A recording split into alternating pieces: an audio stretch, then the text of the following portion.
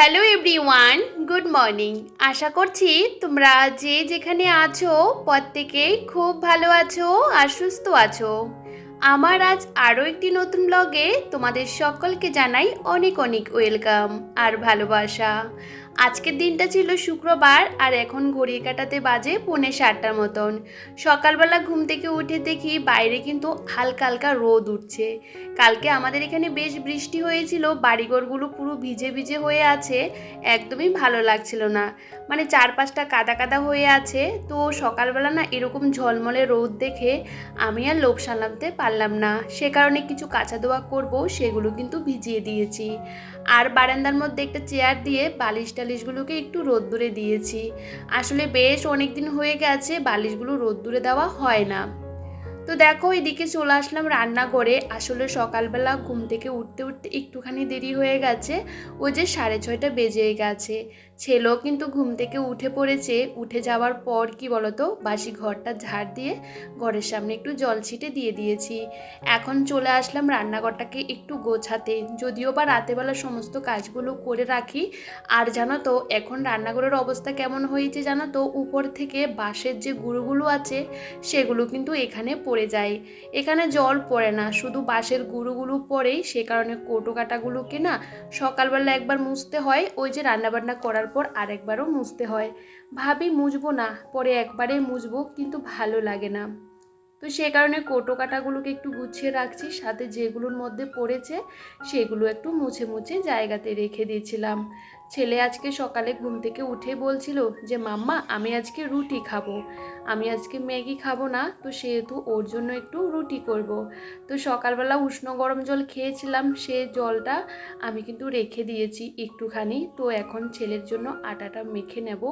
আসলে কি বলতো, ময়দাটা আমাদের ঘরে সেরকম থাকে না, আর থাকলেও না সেরকম বানানো হয় না। তো এই যে অল্প করে আমি কিন্তু আটা নিয়ে নিয়েছি, সেটাকে ভালো করে মেখে নেব। আর এটা কিন্তু ঘি দিয়ে ছেলেকে ভেজে দেব।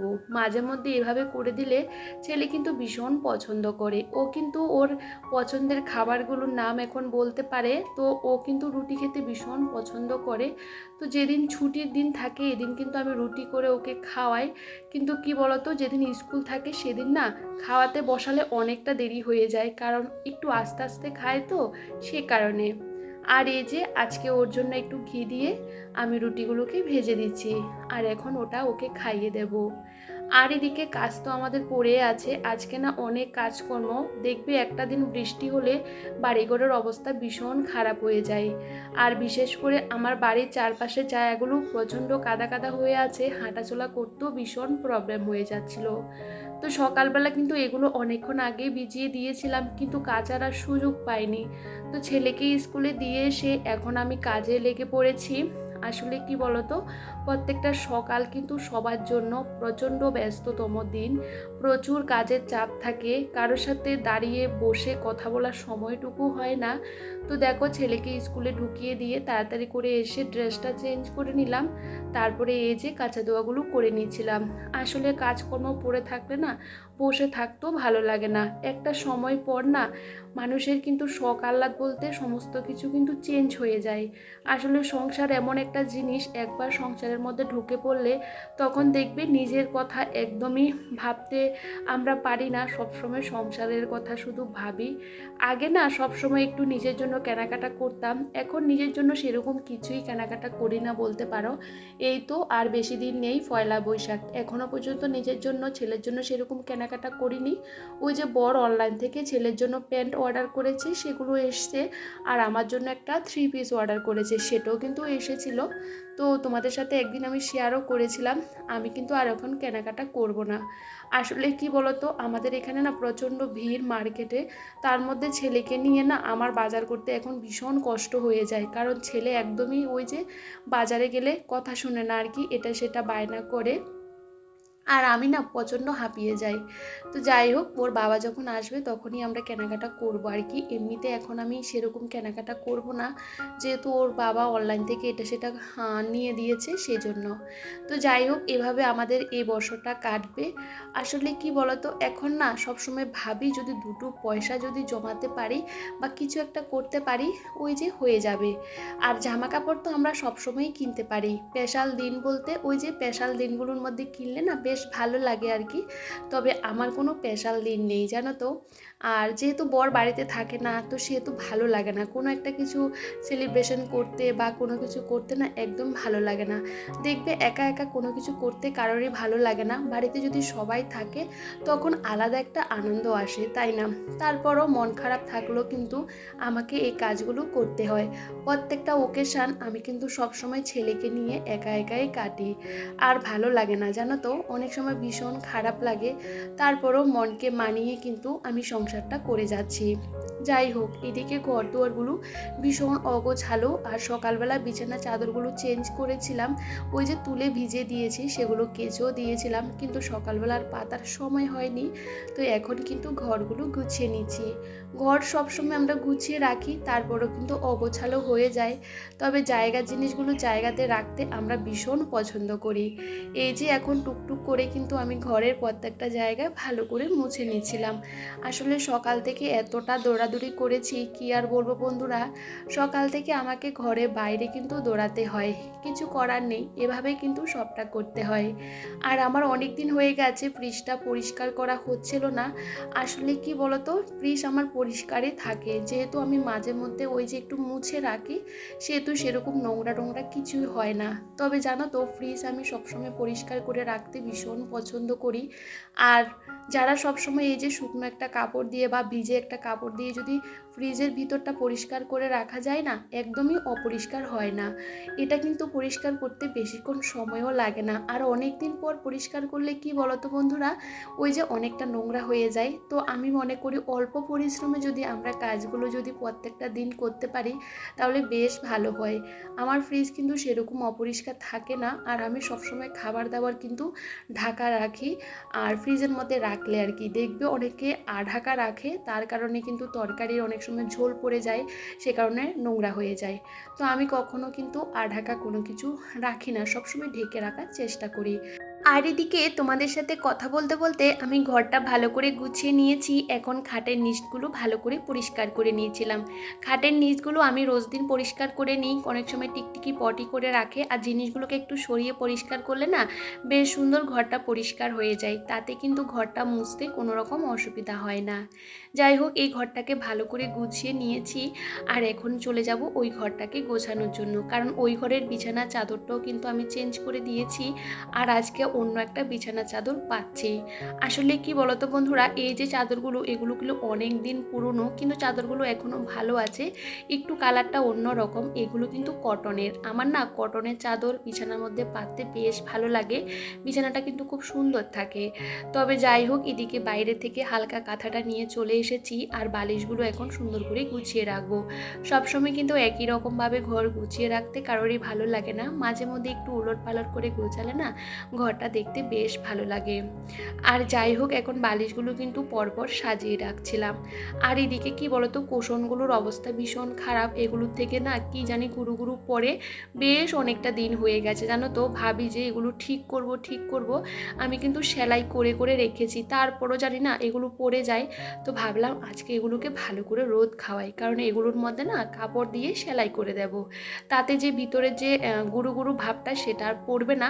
এগুলো কিন্তু ভিতরে পঞ্চের মতো দিয়েছে, সে পঞ্চগুলো কিন্তু গুরু গুরু হয়ে পড়ে যাচ্ছে। বেশ 4 থেকে 4.5 বছর হয়ে গেছিলো আমার কুশনগুলো নেওয়া। তবে একসাথে 5টা নিয়েছিলাম জানো তো, আরও একটা আছে নতুন, সেটা ব্যবহার করি না, এখন দরকার নেই সেই জন্য ব্যবহার করি না, আর 4টে কিন্তু আমি ব্যবহার করি। তো সেগুলো এখন বাইরে রোদ্দুরে দিয়েছি। আমি ভাবলাম বেশ কিছুটা রোদ খাক, কারণ রোদে না আমরা সবসময় সব কিছু দিতে পারি না, তবে মাঝে মধ্যে কিন্তু রোদ খাওয়ালে ঘরের জিনিসগুলো কিন্তু বেশ ভালো থাকে, আর যে জীবাণুমুক্ত থাকার কথা সেটাও কিন্তু চলে যায়। আর আমার বাড়িতে কিন্তু বেশ সুন্দর রোদও পাওয়া যায়, জানো তো আজকে কিন্তু ভীষণ সুন্দর রোদ উঠেছে। তবে এক রোদে কিন্তু আমার বাড়িঘর শুকাবে না, কারণ আমাদের এখানে জলা জায়গা তো, আর ভীষণ কেমন একটা মাটিটা নরম নরম ফুলে ফুলে উঠে, আর সেটা শুকাতে একটুখানি সময় লাগে। আর দেখো এদিকে আমি ঘরটা ভালো করে ক্লিন করে নিয়েছিলাম, ভেবেছিলাম প্লাস্টিকের ডয়ার বক্সটা বাইরে নিয়ে গিয়ে ভালো করে ওই যে ডোলে ডোলে পরিষ্কার করব। তবে আজকে আর হলো না। কাজ কিন্তু আমাদের রোজ দিন থাকে, অনেক কাজ জানো তো। যারা ঘর দুয়ারগুলো সাজিয়ে রাখতে পছন্দ করে তাদের কিন্তু কাজ কখনোই শেষ হয় না। তো দেখো এদিকে আমি কিন্তু খুব সুন্দর করে ঘরটা ঝাড় দিয়ে নেব। আর আমি খাটের নিচটা না যতটুকু পারি পরিষ্কার রাখার চেষ্টা করি, কারণ ইচ্ছে করলে সমস্ত জিনিসগুলো সরিয়ে পরিষ্কার করা আমার পক্ষে সম্ভব হয় না, যেহেতু এগুলো প্রচণ্ড ভারী। আর দেখো এই যে টেবিলগুলো সরিয়ে সরিয়ে সাইডগুলো একটু পরিষ্কার করে নিয়েছিলাম। আমি না ঘর পরিষ্কার করি, কিন্তু ভিতরটাও পরিষ্কার রাখার চেষ্টা করি।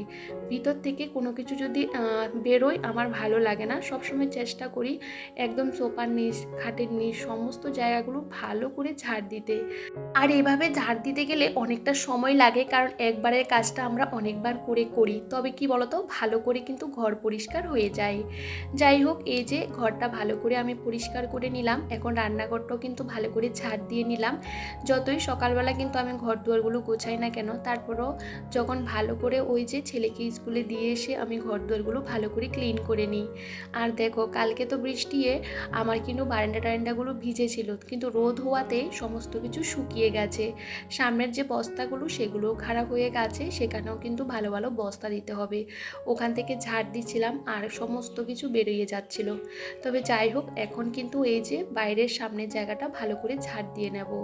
আসলে কি বলতো এত ভিজে কালকে না ভালো করে ঝাড়ও দিতে পারিনি, তবে এখনও ভালো করে শুকায়নি, তবে বিকেল হতে হতে এটা কিন্তু শুকিয়েও যাবে। তো যাই হোক আস্তে আস্তে কিন্তু পুরো বারান্দা তারপরে বাইরের দিকটা ঝাড়টা দিয়ে চলে এসেছি। এই বৃষ্টি হওয়ার কারণে কিন্তু বাড়ির চারপাশটাতে আবারও ঘাস হয়ে গেছে, তবে এগুলো শুকালে আবারও পরিষ্কার করতে হবে। জানো তো বাড়িতে ঘাস হয়ে থাকলে একদমই ভালো লাগে না। তবে সবসময় চেষ্টা করি শত কষ্ট হলে নিজের কাজগুলো নিজেকে করে নিতে। তবে কাজ কিন্তু আমাদের কখনোই শেষ হয় না, কাজ কিন্তু একটার পর একটা কিন্তু হাজির হয়। যাই হোক এদিকে ঘর দুয়ারগুলো মোছামুছির কাজটা করে নিয়েছিলাম। এদিকে অনেকটা দেরি হয়ে গেছে জানো তো, ছেলেকে আবার স্কুল থেকে আনতে যেতে হবে। তার আগে আমি কিন্তু ওই যে চান টান করে পুজোটা দিয়ে দেব, কারণ ছেলেকে নিয়ে যখন বাড়িতে আসি ওই কাজগুলো করতে আরও অনেকটাই দেরি হয়ে যায়। যাই হোক এদিকে দেখো ঘর দুয়ারগুলো গোছানো, আর গোছানো থাকলে না মন থেকে একটা আলাদা শান্তিও পাওয়া যায়। তবে জানো তো সকালবেলা ঘর দুয়ারগুলো পরিষ্কার করে আমি কিন্তু এভাবে পর্দা দিয়ে রাখি, সেহেতু কিন্তু ঘরের ভিতরেই সেরকম ধুলোবালুই কিছুই ঢোকে না। আর এখন তো যা পরিমাণে গরম শুরু হয়েছে ঘর মোছার সাথে সাথেই শুকিয়ে যাচ্ছে। আর এই মুহূর্তে বেশ খানিকটা সময় চলে গেছে, এখন কিন্তু প্রায় বাজে 11টা 10-এর মতন। আর বাড়ি আসার পর আমি কিন্তু ছেলেকে চান করিয়ে দিয়েছি, আর ও কিন্তু ঘরের মধ্যেই আছে। ওকে এখন কিছু একটা খাবার দেব, তার আগে আমি কিন্তু একটু চা বানিয়ে নিয়েছি, কারণ সকাল থেকে সেরকম কিছুই খাওয়ার সময় আমার হয় না। আর ছেলেকে যখন আনতে সকালবেলা ভেবেছিলাম এই জিনিসগুলো নিয়ে আসবো, কিন্তু ভীষণ দেরি হয়ে গেছিলো। তো ছেলেকে নিয়ে একসাথে এই যে এই সমস্ত কিছু বাজার করে বাড়িতে নিয়ে আসলাম। সংসারে খুঁটিনাটি অনেক কিছুই লাগে, আমি সবসময় চেষ্টা করি অল্প কিছু দিয়ে আমার সংসারটাকে ওই যে কোনো রকম চালানোর জন্য। আসলে যেহেতু একা থাকি আর একার জন্য সেরকম কিছু দরকার পড়ে না, তবে যে জিনিসগুলো দরকার হয় সেগুলো কিন্তু আমাদের নিতেই হয়। টুকটুক করে কিন্তু আমি বেশিরভাগ সময়ে কিন্তু ছেলেকে স্কুলে দিয়ে আমি কিন্তু বাজারঘাট করে নিয়ে আসি। আর স্বামীর যদি ইনকাম কম হয় একটা মেয়ে পারে সংসারটাকে ওই যে বিলাসিতা না করে একটু একটু করে সাজিয়ে গুছিয়ে সংসার করতে গেলে বেশি টাকার প্রয়োজন হয় না, যদি বিলাসিতা করো তাহলে কিন্তু অনেক কিছুরই দরকার হয়। আমি সবসময় চেষ্টা করি অল্প ইনকামে আমার সংসারটাকে ভালো করে চালানোর জন্য। আসলে কি বলতো, সংসার চালাই আমরা আর স্বামী ইনকাম করে। তবে স্বামীর ইনকামটা মাথায় রেখে আমাদের কিন্তু সমস্ত কিছু করার দরকার হয়। বিলাসিতা আমরা একদিন করতেই পারবো, কিন্তু জানো তো একটা সময় পর না নিজের শখ আহ্লাদের কথা আমরা ভুলে যেতে হবে, না হলে আমরা কখনোই কিছু করতে পারবো না। আর সব সময় চেষ্টা করি অল্প কিছু দিয়ে সংসারটাকে চালনা করার জন্য। অনেক সময় কি বলতো, আমার মাসের শেষও কিন্তু বাজার করতে হয় না, সেরকম কিছুই কিনতে হয় না, যেহেতু আমি একা মানুষ, আমার অল্পতে অনেক কিছু হয়ে যায়। সংসার করতে গেলে অনেক সময় আমাদের কিন্তু কিপটামি করতে হয়, কারণ কিপটামি না করলে আমরা ভালো কিছু করতেও পারি না। আমি কাউকে দেখানোর জন্য সেরকম কিছুই শেয়ার করি না, আমি যেটা রিয়েল সেটাই কিন্তু তোমাদের সাথে শেয়ার করি। আজকে কিন্তু রান্না করেছিলাম সোয়াবিনের তরকারি, আর ভাত খাওয়ার সময় ডিম অমলেট করে নেব। আর কালকে না তরকারি রয়ে গেছে, সেটাও খেয়ে নেব আমি। ছেলে প্রেশার কুকারের এই যে এটা কিন্তু ছিঁড়ে ফেলেছিল, সেটাকে আমি ফেভিকুইক দিয়ে লাগিয়ে ওই যে কয়েকটা দিন চালাবো, কারণ বাজারে যখন যাব ওটা আবার লাগিয়ে নিয়ে আসবো।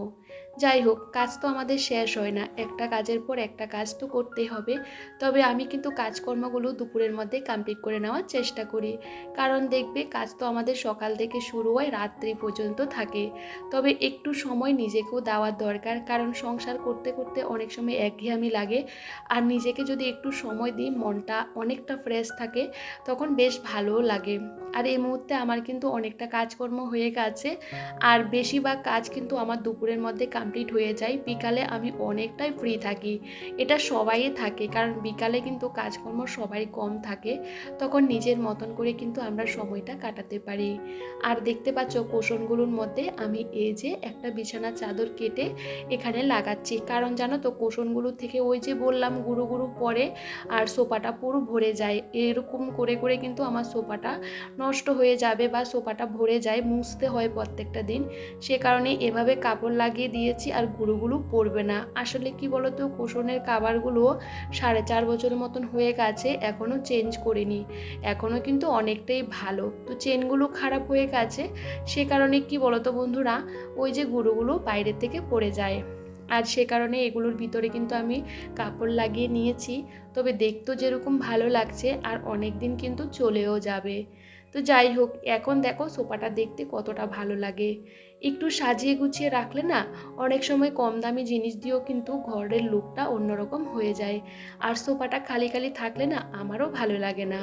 তবে চলো, দুপুরের খাবারটা দিয়ে আজকে ব্লগটা শেষ করছি। আর আজকে ব্লগটা তোমাদের কেমন লাগলো কমেন্ট করে জানাতে একদমই ভুলো না। আর সবাই অনেকটা ভালো থাকবেন আর সুস্থ থাকবেন সবার পরিবারকে নিয়ে। তাহলে আজ আসি বন্ধুরা, সবাইকে টাটা।